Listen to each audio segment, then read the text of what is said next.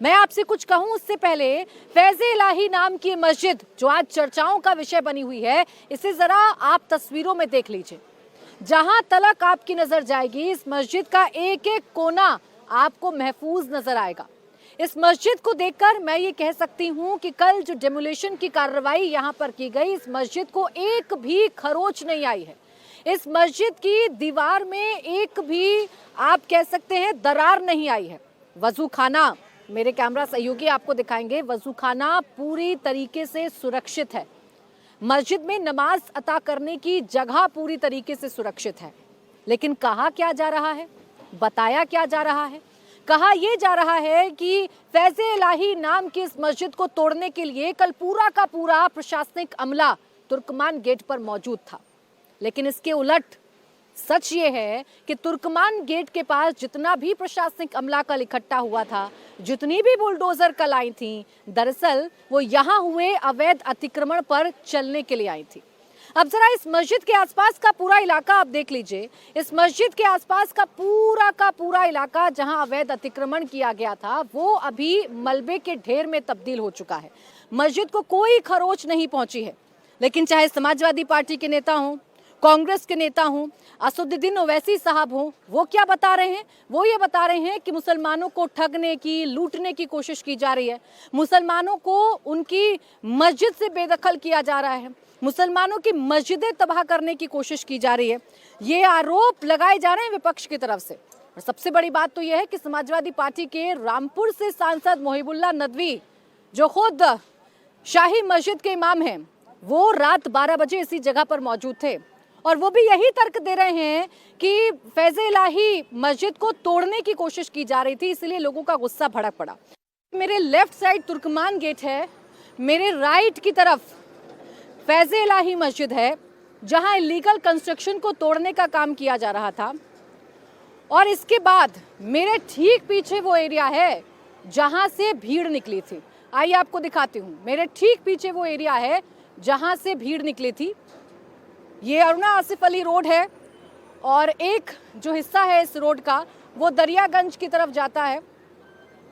ये हिस्सा दरियागंज की तरफ जाता है और इसी रोड से अगर आप सीधा आगे की तरफ बढ़ेंगे, तुर्कमान गेट होते हुए अगर आप सीधा आगे की तरफ बढ़ेंगे तो मेरे कैमरा सहयोगी आपको दिखाएंगे, ये जो हिस्सा है ये पहाड़गंज की तरफ चला जाता है।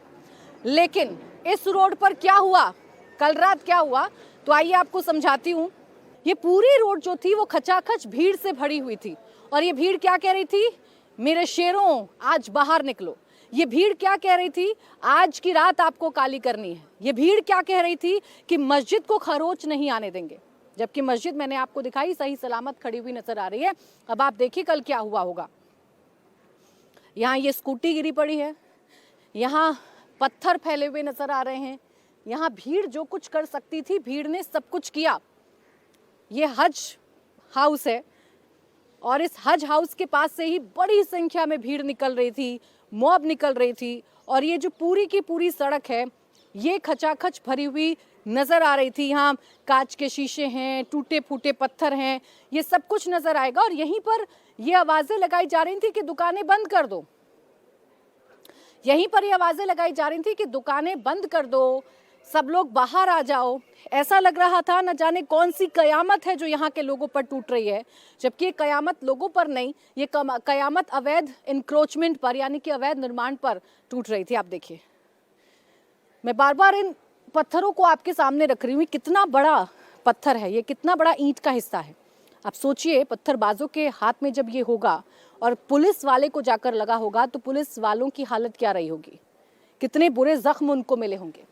ये स्कूटी आप देखिए गिरी हुई है, चूंकि भीड़ बहुत तेजी के साथ आगे बढ़ रही थी, चिल्ला रही थी भीड़ ये कह रही थी आगे बढ़िए, हम अपनी मस्जिद को बचा कर रहेंगे। देखिए स्कूटी यहाँ गिरी हुई है, ये स्कूटी यहाँ गिरी हुई है और ये जो हिस्सा है ये है बड़ी मस्जिद। यहीं से भीड़ आगे की तरफ तेजी के साथ दौड़ रही थी और सिर्फ यही शोर मचा रही थी कि हमें अपनी मस्जिद को गिरने से बचाना है। जबकि कोर्ट का ऑर्डर क्या था, कोर्ट का ऑर्डर ये था कि मस्जिद के आसपास जितना भी एनक्रोचमेंट हुआ है, जितना भी लीगल तरीके से सामान इकट्ठा कर लिया गया है या कंस्ट्रक्शन कर लिया गया है, उसे गिराना है। तो ये सच्चाई है। लेकिन इस पर सियासत बड़ी बेजोड़ हो रही है और सियासत ये बता रही है कि आज फैज़ इलाही मस्जिद के बहाने एक बार फिर से अपने वोट बैंक को मजबूत करने की कोशिश की जा रही है।